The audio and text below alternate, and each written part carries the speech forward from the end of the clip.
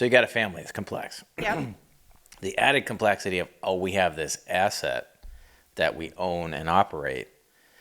I mean, let's say the family's got a big old house, or farm or some sort of property, a bunch of antiques. Like when I was a kid, so my family had a big part to play in building our hometown and over years, generations ago.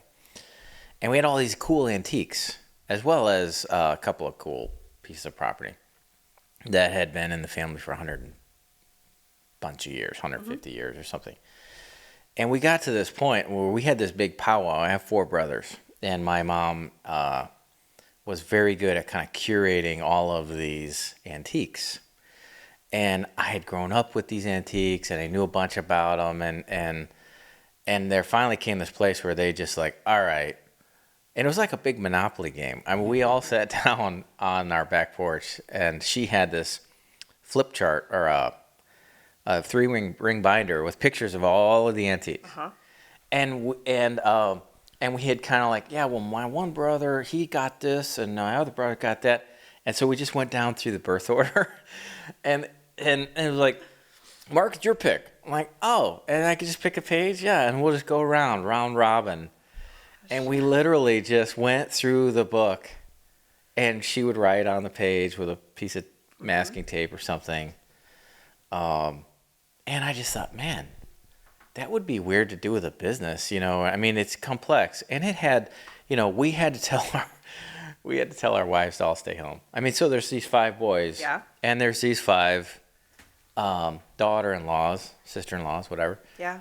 And we all put our heads together and like, hey, you can't bring your wife to this. And he's like, yeah, and you can't bring yours. I'm like, okay. We had this little meeting of the minds, And I just, man, when you throw a business in there, it's intense. It is. I can't imagine, well, I can't imagine just because my clients are going through it. But talk about that transition. Talk about how that, you've been talking about it, but what did it look like? At what point did you say, I'm going to buy this business? So transition was interesting because what happened was I graduated from college in 2003. I got my MBA in 2004. Like I just went so in a year. 11. Yeah. Oh yeah. Yeah. Not even what 11 took you months. so long? Exactly.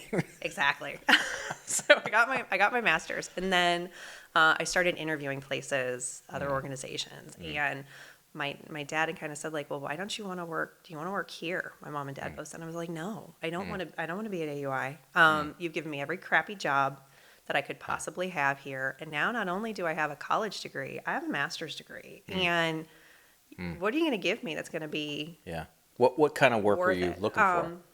I wanted to do more things in leadership, be able to steer the ship. I liked the HR space. I liked the finance space. I liked product development. So, I didn't know exactly what I wanted to do from a business person. Like, it didn't care to me the product. I had a ton of insurance knowledge because health insurance is what I'd been in since birth. But it was kind of like, I want to be able to build something that's my own. And so he said, will you give me 6 months? I'm like, no, I'll give you 6 weeks. And I'm going to continue to interview because, I've got a great college degree. I've got 5.5 years of college in 4 years. I've got a master's. And I've started building a network of people. So I think I can go work for a big corporation. That's what I was going to do. I'm like, I don't want to work for a small company. I want to work for an Allstate or a Progressive or a Medical Mutual. I want to go to a large company. And so started interviewing. He gave me the 6 weeks. And in those 6 weeks, it was pretty much anything that I wanted to do. So he gave you the ability to do run finance, do things with HR, build things with the team, look at different products. And he would just start asking me questions. He's like, in your experience, what would you do about this issue? Which was really nice. And I would give him an answer and he'd just go, okay. And then he'd go, there was never okay, I think that's the right answer. And then as we continued to grow in the organization from like 2003 until around, I'd say like 2009, 2010-ish, it was like kind of in step together where I'm learning from from them, kind of building some of the technology, bringing in new systems. This is what we need to do to be more efficient. We sold off a division of the organization. So I would go into his office and I go, okay, Dad, this is what I think I want to do. Or we've got this issue. And I give him my whole entire, not like, decision tree. This is like a good example is I want to take our organization from this operating system to this quoting system, and here's why. And he'd go, okay, I'll defer to your expertise. He'd never say yes or no. He'd just say, I'll defer to you. And it was like, okay, am I making the right answer? Am I making the right decision? He wouldn't necessarily tell me, which was very different from my mother. My mother would tell me, and the secret to success in them working together, my mom will tell you marital success, and my dad would say the same thing. It was separate positions at work and separate bathrooms at home. So there are certain things that we just don't do. So my dad managed sales, direction, strategic development, product development. My mom was operations.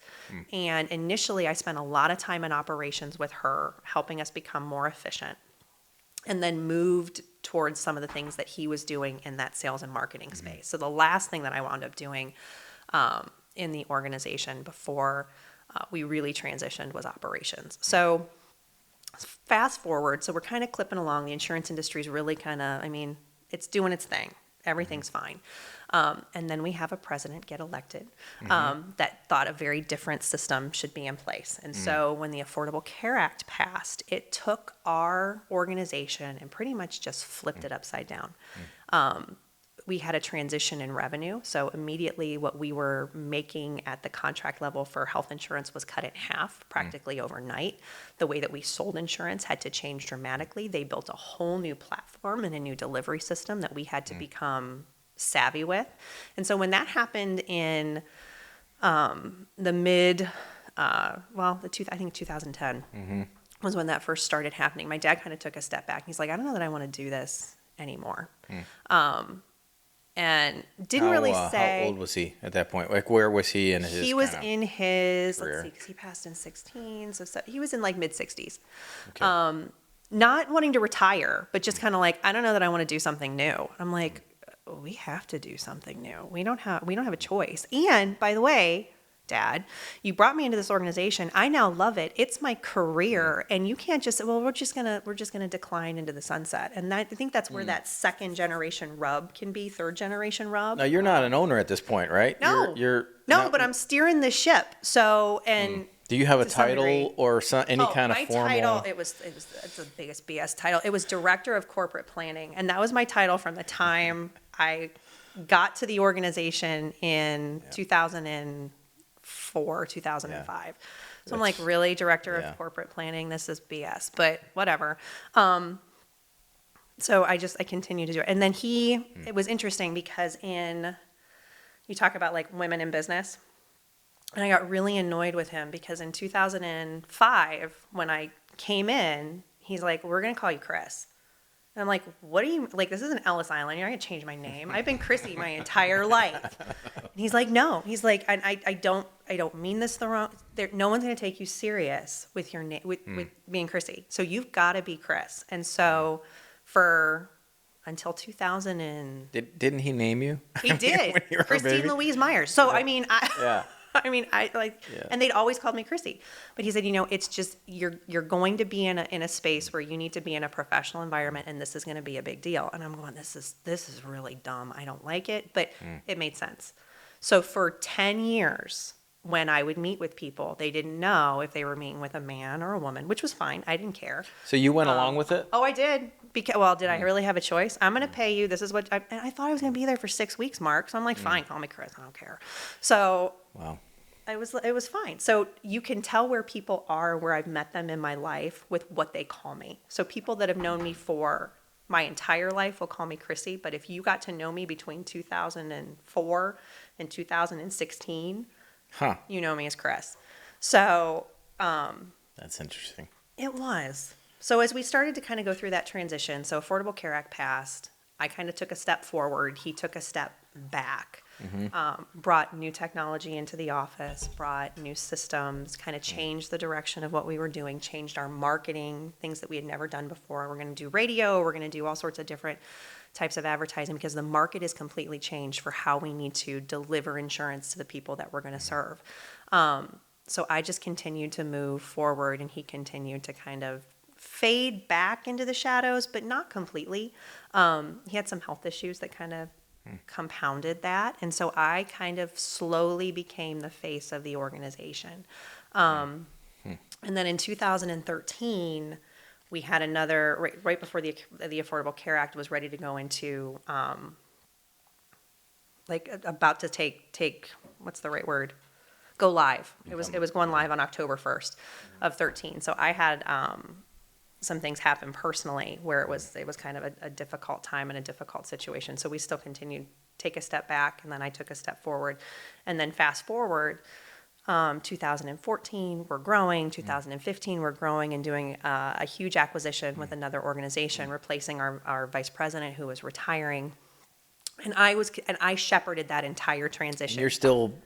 I am still director of corporate Director of planning. corporate, yeah. Still director of corporate planning, approving everybody's PTO. What is corporate planning? I have no idea. I have no idea. But in 2016, I finally looked at that title and I'm like, what I'm doing is not commensurate with what like people are expecting of, like, communication wise. It doesn't mesh well. I mean, I'm signing all of our major contracts. I'm negotiating compensation and different contracting with our carriers. I'm in front of a lot of people, and I'm in the community all the time, and nobody knows at this point in time where our leadership is lying. I'm just going to change my title. So I did. I changed my title to CEO in 2016, and it was kind of like, oh, you changed your title? I was like, yeah, I did.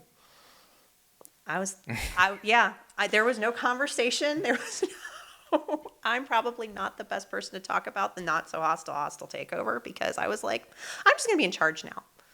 Yeah. Yeah. That's great. So, and he didn't argue, because I think at that point in time, he was really struggling health-wise. And it was one of those, she's continuing to grow the organization. All the bills are getting paid. Everybody's getting their checks. No one's having an issue with anything because we're continuing to move along. And so it was kind of like, okay, you've changed your title. What's this? I was like, this is what I need to do to be able to do my job. And he was like, okay. Yeah. And my mom said the same. I mean, she didn't even balk at it. She's like, you're the person that's out there. You're the one that's replacing kind of what your dad's been doing. So go ahead.